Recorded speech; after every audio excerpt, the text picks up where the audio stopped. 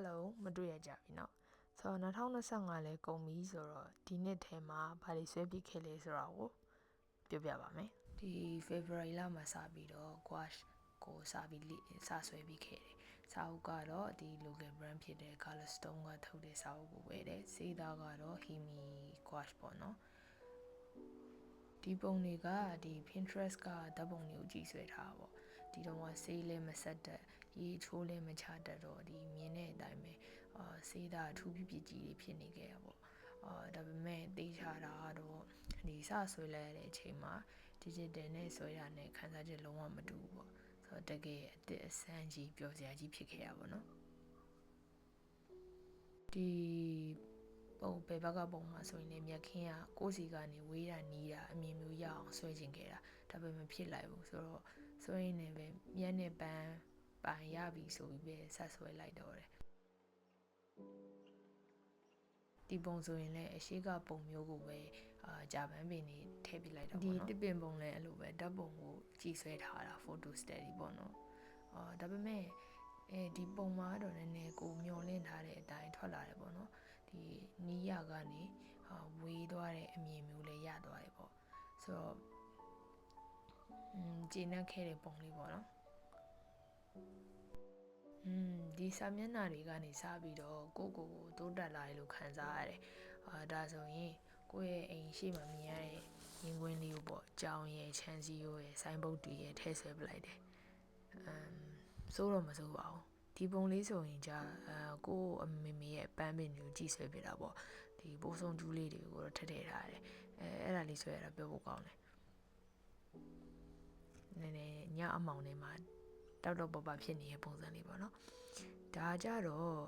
ဂိမ်းဆွဲလန်းစဉ်ကာလပေါ့ဆိုတော့ဂိမ်းနဲ့ဓာတ်ဖန်ခဲ့တဲ့ပုံလေးတွေကိုကြည့်ဆွဲပြတာပေါ့နော်ဂိမ်းနာမည်ကတော့ Sky Children of the Light ပေါ့နော်အဲ့ထဲကရှုခင်းတွေကတအားလာတယ်ဆိုတော့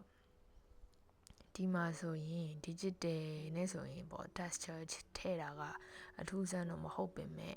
ဒီလိုမျိုး gouache နဲ့ပေါ့နော်တောက်မှာဒီ texture ပုံစံတွေထည့်တာကြတော့ကိုယ်တို့တော်တော်အထူးဆန်းဖြစ်ခဲ့ပေါ့နော်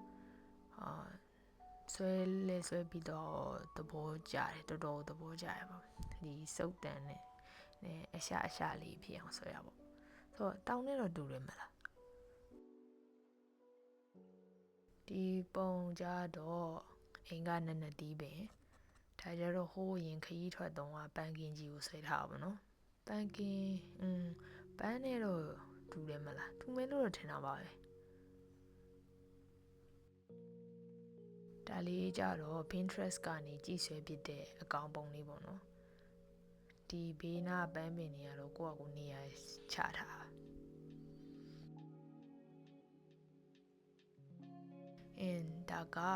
ဒါလေးကအိမ်ထဲက TV စင်ပေါ့နော် TV တော့မရှိဘူးကြောင်နေတိုက်ချလို့ကွဲသွားတာဆိုတော့ထပ်မဝဲဖြစ်သေးဘူးဆိုတော့အိမ်နေရာမှာပန်းအိုးကြီးတင်ထားတယ်ဒါလည်းလာတာပါပဲ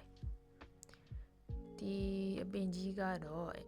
အိမ်နာပတောက်ပင်ကြီးပေါ့နော်ဒီပန်းတွေမြိုင်နေအောင်ပွင့်တဲ့ပုံစံဆွဲပေးမယ်ဒီ brush work မကစားတတ်တော့တရက်တီးမဲ့တွေပြတ်နေရတယ်တူသွားတယ်ဆိုတော့ဒါပေမဲ့ပင်စီ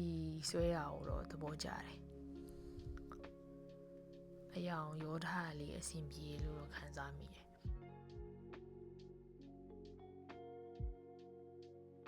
ဒီဟာလေးကကိုယ့်ရဲ့စာကြည့်စပွဲပေါ့နော်ရေးစေးပုံစံမျိုးလေးဖြစ်အောင်ပပလေးလူချင်တာနဲ့ဆွဲပစ်သွားတယ်ဒီကကြတော့စားခဲ့တဲ့မဟုတ်ဘူးနော်ဘာမဟုတ်လဲတော့မေ့သွားပြီစိတ်လေးနဲ့စားလို့ကောင်းတယ်ပုံဆွဲလို့လည်းကောင်းတယ်အဲ့ဒါကိုတော့မှတ်မိရယ်ဒါလေးကကိုယ့်ရဲ့ digital illustration ပုံလေးကိုtraditional နဲ့ဆွဲကျင်ကောင်းမလားဆိုပြီးတော့ဆွဲပြခဲ့ရပေါ့နော်တိတ်တော့အားမရဘူးအားမရတော့ကဘာလို့လဲဆိုတော့ဆွဲပြီးရင်ပြန်ပြင်ဖို့မလွယ်ဘူး gouache ကလွယ်တာတော့တည်ရတယ်ဒါပေမဲ့ပြန်ပြင်ဖို့ကိုယ်စိတ်ကမလွယ်တာပြင်းတာပေါ့နော်အဲ့လိုဒါပေမဲ့ဆွဲပြသွားရဲဆိုတော့မဆွဲရတဲ့ဆိုင်ဆိုတော့မဆိုပါဘူးဒါလေးတွေက Studio Ghibli ရဲ့အဆင့်တွေပေါ့နော်texture လေးထည့်တာလေးသဘောကျတယ်မျက်နှာတွေကိုတော့အနီးကပ်မကြည့်ပါနဲ့ဆိုတော့နောက်ခံရှုခင်းကိုじゃအရန်တာပြီးတော့ပေါ့နော်လူမျက်နှာအလှည့်ရောက်တော့ပြင်းသွားလှအောင်မဆွဲချင်တော့အဲ့လိုဖြစ်နေရပေါ့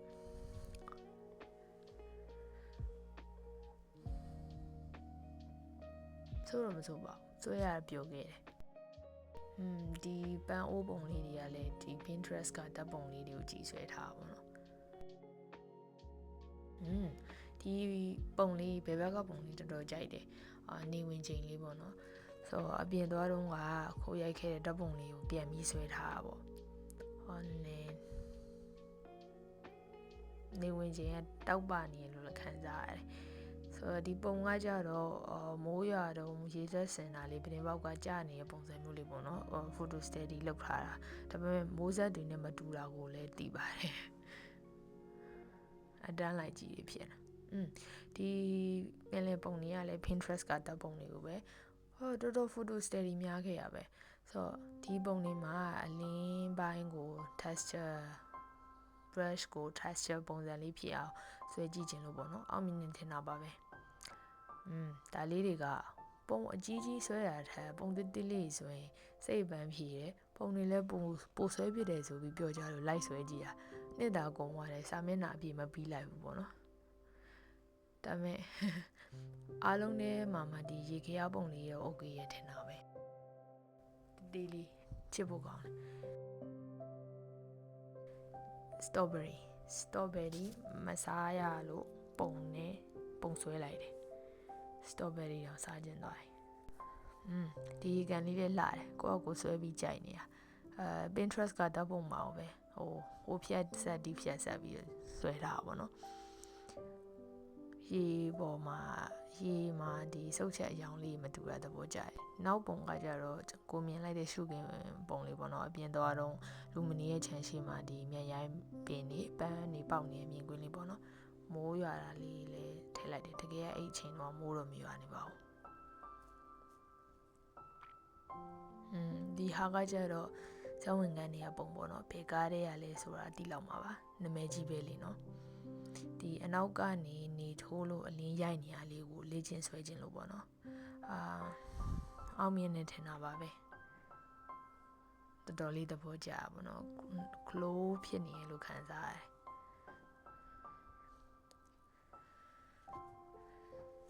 ဒီချီပီလေးတွေကြတော့လေ digital နဲ့ပဲဆွဲများပဲမဲ့ဒီမှာဆွဲကြည့်ရတာလဲစိုးတော့မစိုးပါဘူးဒီ commission ဖွင့်ချင်ပေမဲ့ဖွင့်ရလောက်အောင်မကောင်းသေးလို့မဖွင့်သေးဘူးဆိုတော့လေ့ကျင့်ရအောင်ပဲလေ့ကျင့်စရာအများကြီးရှိသေးတယ်ဒီပန်းကင်းပုံရှုခင်းက photo study လုပ်ချင်လို့ပေါ့နော်ဒီ second radio ဆိုတဲ့ photographer account မှာတော့ခွင့်တောင်းခဲ့တာပေါ့နော်ဒီရှုခင်းလေးကလည်းတော်တော်လှတယ်ဒီ blue ပုံကြီးကတော့လေစပင်ဆွဲရတာကလွင်ကျန်တာ suffering ပဲဆွဲနေမပြီးသေးဘူးလားဒီပုံကအဲ့လိုတော့ဖြစ်ခဲ့ပေါ့နော်ဒါပေမဲ့ဒီလူပုံလေးကတော့တော်တော်လေးကိုမဆိုးပေါ့နော်စိတ်ထဲပေါ်လာတာကိုရှောက်ဆွဲခဲ့ရပါတော့ရေစီးပုံစံလေးနဲ့ပို့တူတယ်ပေါ့ခါတိုင်းလိုမျိုးစေးသားထူတာမျိုးမဟုတ်ပဲနဲ့ပပလေးဒါကြတော့ညဘက်မြင်ကွင်းလေးပေါ့နော်လမ်းမိတာအလင်းဆွဲပစ်တာလေးသဘောကျတယ်အမောင်ကနေလင်းသွားတာပေါ့ဟိုနားလေးမှာအဲ့လိုမျိုးလေးဒီဟာကြတော့ခုနပြောခဲ့တဲ့ဒီ local artist တွေနဲ့ telephone challenge လုပ်တာလေးပေါ့နော်အဲ့ဒီဟာလေးကိုအနီးကပ်ဆွဲကြည့်ထားတာပေါ့ဆိုတော့ blending မလုပ်တတ်တော့မျက်နှာမှာခြေထားတာစေးတာအတောင့်လိုက်ပဲဒါပေမဲ့လှရလို့ထင်တယ်ဒါလေးကြရေကြီးပုံစံလေးကိုမှ ink pen နဲ့ထပ်ပြီးဆွဲထားတယ်ပေါ့နော်ခြံထဲကတနေရာလေးပေါ့မမီရဲ့ပန်းပင်တွေရဲ့အကြောင်းလေးအိတ်နေရပါမယ်The more that you say the less I know ဒါထေးလာရဲ့ပုံလေးပေါ့နော် Willow and Vicens တဲ့ပါဒါလေးလဲခြံထဲကတနေရာပဲဒီမိုးရွာနေတဲ့အချိန်ကြောင်လေးအိတ်နေရာကိုဒီဘက်ကနေလမ်းမြင်နေရတဲ့ပုံလေးပေါ့အဲ့လိုမျိုးလေးဆွဲထားတာဒီမှာအပင်နေဆွဲပစ်တာတော်တော်သဘောကျတယ်ဆိုတော့ brush strokes ကစားတတ်သွားတယ်ပညာပေါ့နော်ဒီနှစ်ပုံကတော့ဘာကြီးမှမသိဘူးဒီတိုင်းပဲဒီတိုင်းကြီးပဲဘာကြီးမှမသိလိုက်ဘူးဒီဘက်ဘက်ကပုံကြတော့ဒီကိုဘက်ကနေမြင်ရတဲ့ကောင်းကင်ကြီးပေါ့နော်အိမ်ကအပင်တွေပါမယ်အုံးလက်တွေပါမယ်တကယ်ကအဲ့နေရာမှာခေါင်မိုးကြီးရှိရမှာအဲ့ဒီစားပင်လေးကောက်ထည့်ပြလိုက်တာဟုတ်နေရပဲတိမ်ဆွဲရလေးတော့တော်တော်သဘောကျတယ် ဒါလည်း security ပဲပုံခွင့်တောင်းပြီးတော့ဆွဲထားပါတော့ photo study ပဲဒါပေမဲ့အဲ့ဒါမှကိုယ်ရဲ့လူပုံလေးကောက်ထည့်လိုက်တယ်ဒီလိုမျိုးခရီးသွားတဲ့ OC လေးတွေလုပ်ရင်ကောင်းမလားပေါ့နော်ခရီးသွားပြအောင်ပေါ့ဟုတ်ဒီတော့ကတော့စိတ်အခြေအနေတော်တော်မကောင်းပုံဆွဲရင်ကောင်းမယ်ပုံဆွဲခြင်းနေဆိုပြီးတော့ထိုင်ပြီးဆွဲပေမဲ့ဘာတွေးမှမရဘူးဆိုတော့ရှောက်ချစ်ပလိုက်တဲ့ပုံလေးပေါ့နော်ကြည့်ရင်တော့သိတာပါ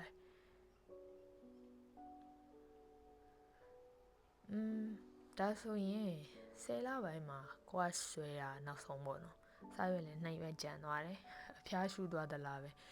စာပြီးတာရဲ့အလုပ်တွေကြောင့်ရပေါ့နော်မဆွဲပြခဲ့ဘူး10လပိုင်းနဲ့အောင်စမဆွဲတော့တာပဲဆိုတော့ဒီစာအုပ်လေးမှာလုံးဝအလှတွေကြီးပဲပါတာလည်းမဟုတ်ဘူးရုပ်ဆိုးတဲ့ပုံတွေလည်းပါတယ်ဒါပေမဲ့ဒါကကိုယ့်ရဲ့ gouache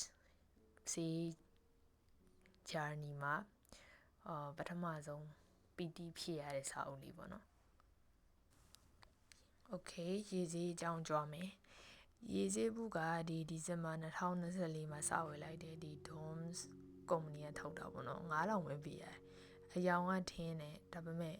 သူ့ရဲ့စေးတာဆွဲလိုက်မနူးညံ့ဘူးခဲမုံဒီလိုလားအဲ့လိုမျိုးလေးပါတယ်ပေါ့နော်ဒါလည်းဟိုဆွဲဒီဆွဲဟာလေးပေါ့နော် Pinterest ကပုံတွေကိုရှောက်ဆွဲထားပါတော့စမ်းတဲ့သဘောပါပဲလေးဆိုရင်စေကူးတွေကပေါ်လာတဲ့အိမ်လေးပေါ့နော်ဒါလေးဆိုရင်လည်း bookmark PC တွေပေါ့စာသားမဖတ်တာ bookmark တွေရှောက်ဆွဲတာအများကြီးပဲဒီပုံလေးကြတော့ YouTube tutorial တခုလိုက်ကြည့်ဆွဲဖြစ်ထားလေးပေါ့နော်ဒါလေးကလည်းအိမ်ကဝါပင်ဒါကလည်း Pinterest ကကိတ်မှုလေးပေါ့နော်ဒါကကြတော့အဲ့လည်း Pinterest ကပုံပဲဒါကြတော့ကိုယ့်ရဲ့အိမ်ခေါင်မိုးအင်တာနက်တိုင်းနီးနဲ့ငှက်တွေနဲ့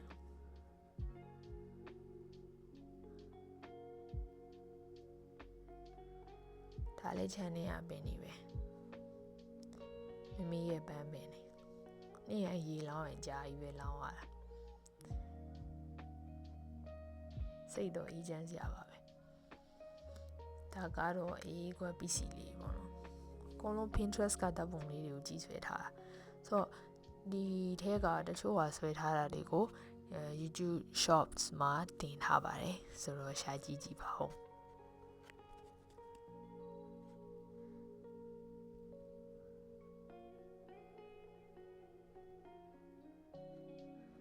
ကိုယ့်ကိုဆွဲပြီးတော့သဘောကြီးကြတယ်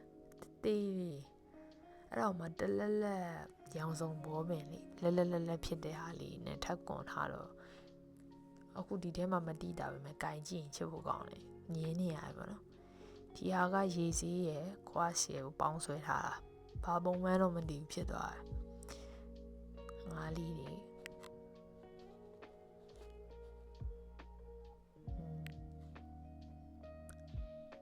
ဒီထဲမှာငမန်းပုံကြိုက်ဆုံးပဲဒါလေးဆိုရင် Totoro Sings လေးသူလဲဆွဲရချစ်ဖို့ကောင်းတယ်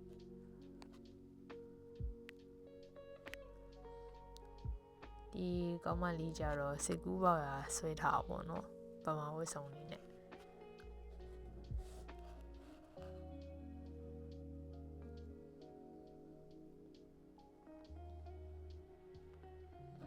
ဒီလာပုံ The Fate of Ophelia တဲ့ outfit လေးဒီဟာလေးကြတော့လေ Pinterest decides what I draw ဆိုရယ် trend လေးမှာပါထားပါတော့ဒါရည်စည်းဘူးအစ်စ်နဲ့ဆွဲထားဒီနှစ်ထဲမှာရည်စည်းဆွဲသမျှမှာဒီပုံလေးအကြိုက်ဆုံးပဲဒါကကြတော့နီဂျာပေါ့နော်ဂျာနီဂျာနော်ဂျာသူ့ရဲ့အိမ်မျက်နှာပေးကိုသဘောကျ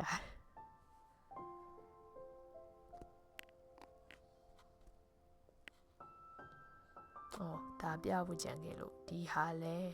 Pinterest ကပုံလေးကို gouache နဲ့ဆွဲပြတာပေါ့နော်ဆိုတော့လှရနော်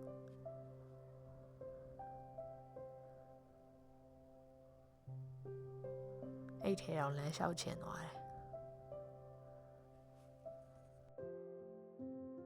ဒီနှစ်ကတော့ digital ဆွဲတာနည်းတယ်လို့ပြောရမယ် တကယ်ပြီးတာက15ပုံလောက်ပဲရှိတယ်ကျန်တာက photo study လေ့ကျင့်ခဲ့တဲ့ပုံတွေပြီးတော့ commission 3-4ပုံပေါ့နော်ဆိုတော့ပထမဆုံးပုံလေးကဒီပုံလေးပေါ့ဒီ web developer အမတ်တယောက်စီ website အဖြစ်ခဲ့တယ်ဆိုတော့သူပြန်ဆွဲပြီးတဲ့ web design ကကို service ကြီးပေးရတာတန်းနေဆိုတာတဲ့သူလုပ်ပေးတာကပို့ပြီးတော့စေတနာပါတယ်ကောင်းတယ်လို့ခံစားလို့တခုခုပြန်ပေးချင်တာနဲ့ဒီပုံလေးလက်ဆောင်ပေးဖြစ်တယ်ဆိုတော့ဒါကသူနဲ့သူ့ရဲ့အမျိုးသားပုံလေးပေါ့နော်တော်တော်သဘောကျတယ်လို့သိရတဲ့အတွက်လေဝမ်းသာမိပါတယ်လို့ဒီပုံကကြတော့ဒီလိုပဲ account တစ်ခုခုဖွင့်ပေးခဲ့တဲ့ဒီ online တငယ်ချင်းတယောက်တော့ဆွဲပေးထားပါပေါ့နော်သူတင်ထားတဲ့ဓာတ်ပုံကိုကြည့်ဆွဲထားတာပဲမမွန်ပင်လားဘာပင်လားတော့မသိဘူးလာတော့လာနောက်တစ်ခုကကိုယ်တငယ်ချင်းမွေးနေ့အတွက်ပုံလက်ဆောင်လေးပေါ့နော်ဒီမွေးနေ့တွေအတွက်ပုံဆွဲပေးရတော့ပြောကြကောင်းတော့မရှိဘူး and she loves fisherman နောက်တစ်ပုံကတော့ရေသူမပုံပေါ့နော်သူကကြတော့ဒီချစ်စရာရေသူမလေးဆိုတာထက်siren နဲ့အောင်လည်းတူသွားမယ်ထင်တယ်ဒီပုံကကြတော့ New Year ညတော့က channel မှာပင်လေးတွေပေါ့နော် channel ကအပင်လေးတွေမှာဒီမီးဆိုင်လေးတွေချိန်ထားတဲ့ပုံဆွဲနေတာပေါ့ဒါကိုဒီ January လအစတည်းကဆွဲနေတာနှစ်တာကုန်သွားတယ်မပြီးလိုက်ဘူးပေါ့နော်အပြင်းတက်ညာနေဒီတိုင်းလေးပဲရက်သွားတယ်ဒီပုံမှာကြတော့ breast strokes တွေကစားထားတဲ့သဘောကျမိတယ်ဒီ breast တစ်ခုတည်းကိုပဲရွေးပြီးအဲ့ဒါနဲ့ပဲဆွဲလိုက်တယ်ဆိုတာက